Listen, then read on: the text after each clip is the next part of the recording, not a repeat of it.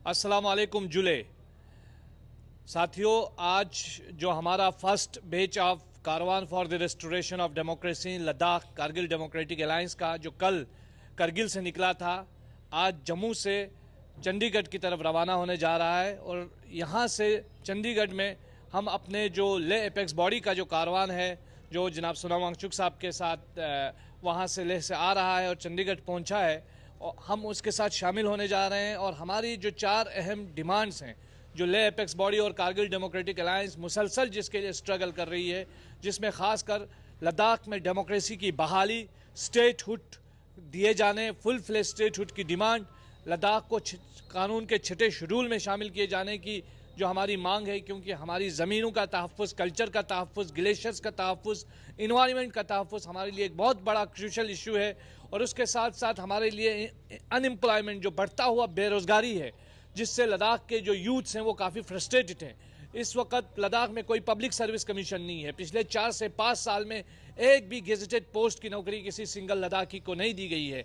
ये जो sense of frustration, sense of alienation, sense of ये जो बिट्रेयल है वो लोग फील कर रहे हैं, उसी चीज़ को लेकर हम पूरे देशवासियों के साथ और उसके साथ साथ हमारे पूरे मुल्क की जो सरकार है उसे एक मैसेज कन्वे करने के लिए हम यहाँ से जा रहे हैं। और ये बताना चाहते हैं कि जो आपका डिसीजन था 5 अगस्त 2019 के बाद यूटी बनाने का, उस यूटी बनाने से लेकर अब तक जो है लद्दाख ने बहुत कुछ खोया है। लद्दाख ने जमहूरियत खोया है, रिप्रेजेंटेशन खोई है, लद्दाख में अनएम्प्लॉयमेंट बढ़ रहा है बहुत तेज़ी से, पब्लिक सर्विस कमीशन नहीं है, रिप्रेजेंटेशन की हमारी डिमांड है। चौथा पॉइंट जो हमारा है कि लेह और कारगिल रीजन्स के लिए पार्लियामेंट में बराबर जो है नुमाइंदगी मिले।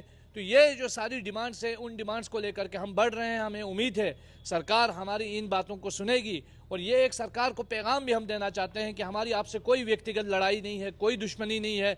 और जो यूटी एडमिनिस्ट्रेशन में जो काम कर रहे हैं, जितने भी वहाँ पे जो भी ब्यूरोक्रेट्स हैं, उनके साथ हमारा कोई पर्सनल प्रॉब्लम नहीं है। हमारा प्रॉब्लम इस सेटअप से है, ये जो एक आइडिया है जिसके तहत हमें चलाया जा रहा है, इससे है। क्योंकि भारत की पहचान लोकतंत्र से है।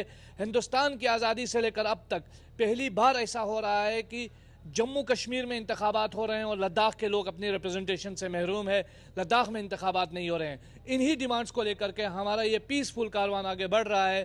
पूरे देशवासियों से, देश में मौजूद जो सरकार है उनसे हम ये अपील करते हैं कि वो इन बातों को सुने, डायलॉग के ज़रिए बातचीत का हल निकाले, समाधान करे। और जो बातचीत में एक रुकावट आई है, वो रुकावट जो है वो ख़त्म हो, बातचीत फिर से शुरू हो। और एक चीज़ जो इस वक्त हमारे जो स्कॉलर्स हमें बता रहे हैं कि जिस तरीके से लद्दाख के को डेनिक्स के अंदर डालने की बात हो रही है, जिसे हमने MHA मीटिंग के दौरान कैटेगोरिकली रिजेक्ट किया था। हम चाहते हैं कि लद्दाख के लिए अलग से पब्लिक सर्विस कमीशन का क़याम हो, लद्दाख का अपना कैडर हो। और लद्दाख का अगर पब्लिक सर्विस कमीशन लद्दाख को अलग से नहीं मिलता है तो Jammu Kashmir public service commission के तहत लद्दाख में जो है जल्द अज जल्द ये जो प्रोसेस है एडमिनिस्ट्रेटिव सर्विसेज का, ये बहाल होना चाहिए।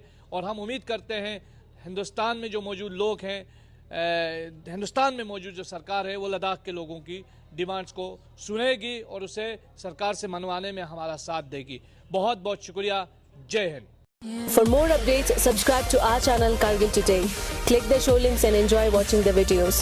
Like us on Facebook and follow us on Instagram. Keep watching Kargil Today. Keep enjoying Kargil Today, the only voice of Kargil Ladakh.